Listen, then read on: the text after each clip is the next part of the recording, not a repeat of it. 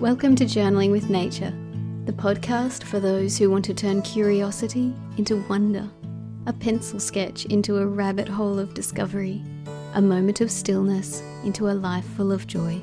I'm your host, Bethan Burton. Let's open the pages of our nature journals and explore this world together.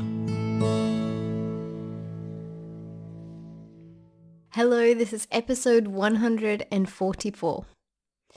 Right now, it's scorching hot here in Brisbane, hot to the point of making everyone exhausted and cranky and needing to stay inside. I put my houseplants out today to give them a spray with the hose, and before I brought them back in again, the sun shifted and they became brown and shriveled and sunburned. It was only about half an hour or so that they were out in the sun, but I'll be needing to buy some new houseplants now. And the intense heat has been alternating with pouring rain. The soil is soaked, everything is muddy, everything is lush and growing.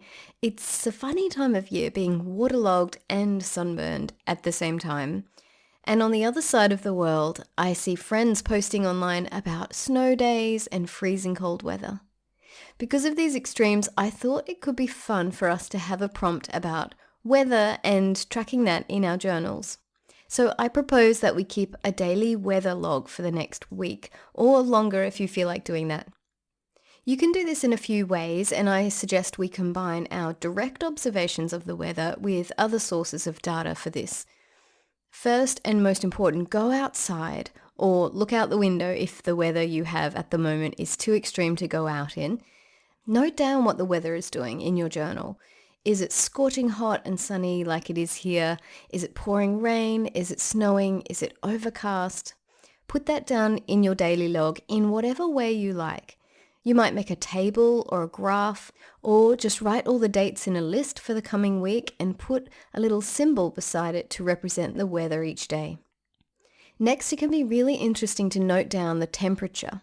You might have an outdoor thermometer at your house. You might even have a weather station if you're really lucky, or you might just look up the temperature online and note that down in your journal too. If you have a rain gauge, it could be really fun to measure the level of rain each day if you're in a rainy season where you live. Put that down in your nature journal with the other information. You can also pick out other variables that are meaningful for your experience, like here at the moment, the humidity in the air is so high that it's sometimes like walking through soup when you're outside. There's so much moisture in the air. So I plan to record the humidity in my weather log.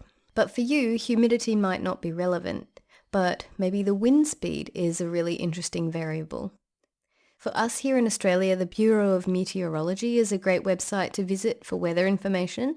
For you, if you're in another country, there'll be another body that records weather information that you can access.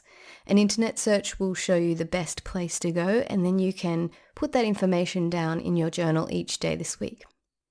You might like to put information on a graph by putting the date on the x-axis and the temperature on the y-axis and plotting each point down as you go.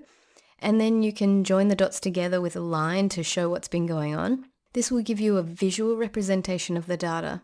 You could even do one graph for each variable and then compare them.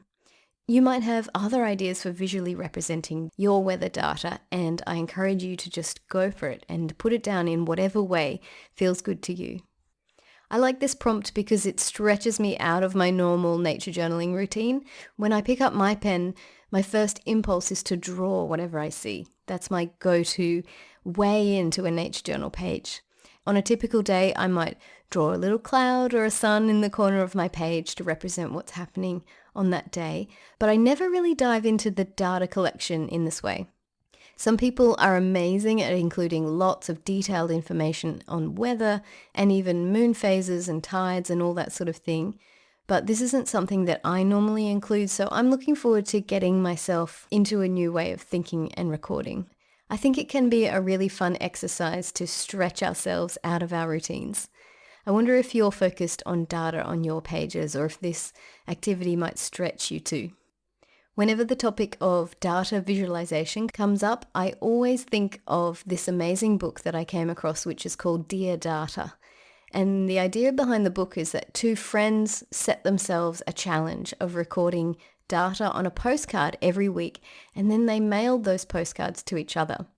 And what came out of it was this amazing book showing the postcards and how each of them visualized the data entirely differently, but in such amazing ways. So they might have set themselves the task of saying hello to strangers on the street during the week and then plotting the responses in a visual way. Or they might have studied interactions with their spouse or times that they said thank you or whatever the task might be, and then they visually represented that on the postcard.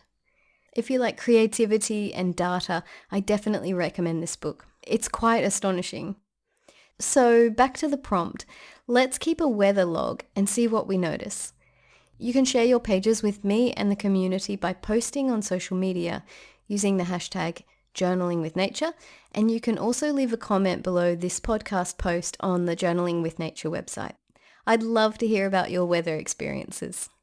Thank you so much for listening. See you next week.